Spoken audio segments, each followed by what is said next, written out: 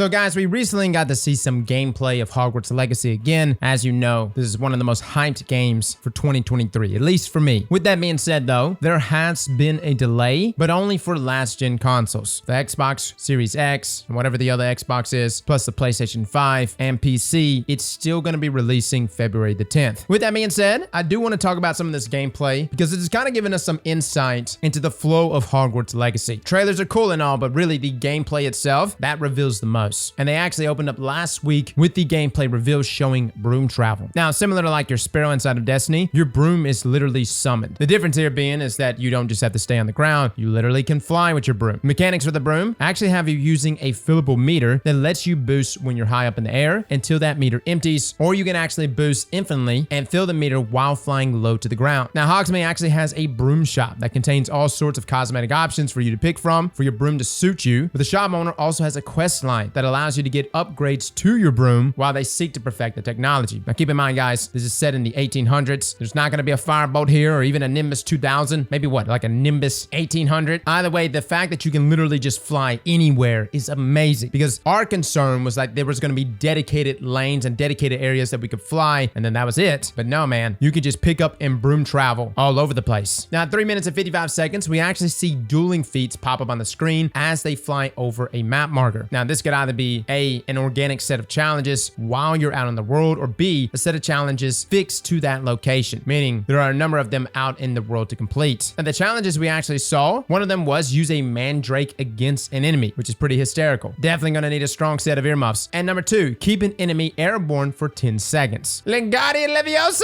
Later in the stream, it's discussed that Dueling Feats pop up organically during combat encounters to reward the player for playing a different way than they might already be. Again, really driving, diversifying your wizard or witch. Now, at 4 minutes and 55 seconds, we actually get a deeper look at one of the hamlets that dot the Scottish Highlands. Located within the hamlet are a number of gameplay opportunities marked by map markers. Here, you can actually do side quests, you can learn about other wizards and witches in the world, and progress your own abilities. Keep in mind, guys, this is a fully fleshed out RPG. Now, at 6 minutes and 30 seconds, we see a demonstration of the Onyx Preorder bonus. You can actually summon an Onyx Hippogriff like you would actually summon your broom. And this mount is summoned instantaneously, and you hilariously just pull them straight from your satchel. You can ride them out on the ground similar to a horse, or you can actually ascend into the sky and fly with them. Now, there is no meter for boost like the broom, which is the trade-off, but you can gain momentum and glide at high speed by first ascending to great heights before diving to a glide. And the mount will actually gain a golden sheen to it when this is done properly. Now, the dev comment here, there is a point where the world actually opens up to the player, presumably through the story, allowing you to explore the entirety of the surrounding world. So again, there's probably going to be like markers and navigation to story missions and quests, but I'm assuming at some point in the campaign, that's when the game really fully fleshes out to be the open world Hogwarts game that we're all hoping for. Now, there was one part of the stream they actually showed the dynamic weather changes, but not only does the weather change, Hogwarts and Hogsmeade will also react to holidays as they come about, celebrating the various decorations and activities and such. Additionally, the devs have said that some items or things will only be obtainable during the days and night cycle. Now, whether or not that will also be the case with the seasons, we'll have to wait and see. But we've seen this before. If you take things like Breath of the Wild, certain quests would only activate at certain hours of the night. And I definitely see Hogwarts Legacy going this route. That to me is another added layer that makes games so interesting. Now, at 11 minutes and 30 seconds, we got to see them show off the Dark Arts Battle Arena, which actually comes with the deluxe edition of the game. It also includes the Dark Arts cosmetic clothing set and the Destral winged mount that you can ride around on. Now, the Destral is the creature that is invisible to all except those that have actually witnessed death. You remember Order of the Phoenix, I was actually when Harry could actually see them for the first time after witnessing Cedric's death in Goblet of Fire. Now, the Dark Arts in its pack will be purchasable separately from the deluxe edition for whomever wants to just play the standard game and decide later. Now, there's actually going to be 2 combat arenas in the base game that you can engage in when it comes to these challenges and earning different cosmetics that you can add to your collection. The Dark Arts Battle Arena will also have cosmetics that you can earn, but where it differs is what abilities you can have access to right off the bat. If you ever want to go full Dark Wizard, you'll be happy to know that you can actually get access to the Unforgivable Curses here. It gives you a chance to test and play with all the various abilities. The curses also look absolutely brutal. The fact that Avada Kedavra has only like a 15-second cooldown is nuts, and yes, it instantly kills. There's no way to block them. Unforgivable Curses can break their enemy shields without having to match the spell type like normal spells would. Additionally, you can actually link enemies together with curses, which visually gives them a green X, so that if you insta-kill one of them after several level have been marked, they can all just drop dead from Avada Kedavra. Again, I know nobody wants to talk about sandbox tuning. It's an RPG game, so it's whatever. But dude, this spell is just too strong. Like, there needs to be a longer cooldown. And I know in the books, there was really no cooldown. It was like, what is the downside for using Avada Kedavra? In the books, I mean, you just had to be really bad, and that was it. The more evil you were, the more successful you could probably be with Avada Kedavra, outside of just having really good concentration. Like, at no point in the books was it ever like, oh my god, I used Avada Kedavra, I just drained my mana. That didn't exist. And it looks like in the game, you have a small cooldown, and then that's it. Now, we also got to see Room of Requirements. This is the home away from home in Hogwarts. Now, the Room of Requirements can be customized. You actually change the architecture of the room to better suit yourself, conjure items into the space to decorate. Conjuration recipes can also be purchased at tomes and scrolls in Hogsmeade, allowing you to conjure items, change their color, their size, and place them almost anywhere within the Room of Requirements. This can also be done with different utility stations. Honestly, guys, we are blown away by the customization Room of Requirements has. Now, you can also have a pseudo armor in the game in the form of different clothing. Within the Room of Requirements, you can use the enchanted loom to upgrade your gear and give it additional properties and traits to aid you in the world. This is done using resources such as mooncalf fur and puffskyan fur, which is obtained by taking care of the magical bees in your personal greenhouse space within the Room of Requirements. Think like fantastic beasts. You'll essentially find them out in the world in their various dens where you can rescue them and then bring them back here, where you can build a home to take care of them. This is kind of giving you an understanding of how many things we're going to be able to do within this game. It's not like just us running out there and just blasting, which you can do that, or you can actually take the full RPG approach. Take one of these cute fuzzy animals back with you. Take care of it. Honestly, it's so pretty in here, I just don't even want to leave. Now, gear you earn won't necessarily have traits you know yet, and so there's actually going to be a utility in the Room of Requirements that you get early called the Identification Station, which will allow you to learn about the gear you've collected, and you can learn the different traits for use in your enchanted loom. Additionally, Transmog is in the game for free. You can change the look of any of your gear anytime in the gear screen. Now, as you progress in the game and you purchase more conjurations, you'll be able to speed up the processes. As an example, you can get a beast feeder that feeds your beast for you automatically. And if that wasn't enough, you can get additional Vivariums with varying aesthetics that alters the look of the places you keep your beasts and care for them. As you progress through the story, you unlock even more Vivariums, like Swamp Vivarium or even a Forest Vivarium. And I'm sure some of them will offer more pros to the different beasts you have in those areas. Now, the last thing is a look at the Headmaster's office that we all know and love in a small cutscene after we go up the stairs where we get sucked into an ancient looking book by a stream of shadows. Overall, guys, this was just a small snip of the gameplay coming to Hogwarts Legacy. Again, I'm very hyped for this game. I know we had lots of comments on our last video in regards to the politics surrounding it. Guys, I don't even know what was really said. I know that J.K. Rowling took to Twitter, and it seems like everybody seems to run their mouth a little too much on Twitter. Here's the thing, guys. I've been observing these developers working on this game. This is obviously a passion project for them. And as someone who grew up loving the Harry Potter world, I personally just want to go and finally live out that fantasy within this game that these developers have worked passionately on for so many years. If you don't want to play this game because of something J.K. Rowling said, by all means, you don't have to play this game. But us playing this game is by no means us defending what was said or even standing with what was said. I don't even know to the extent of everything that was said. But again, people be saying stupid things on the internet all the time. At the end of the day, this studio has been working their booties off trying to perfect this game. And I am so hyped to finally get my hands on it. Fellas and ladies, thank you all for coming and watching. And as always, slap that like button like your mama told you right.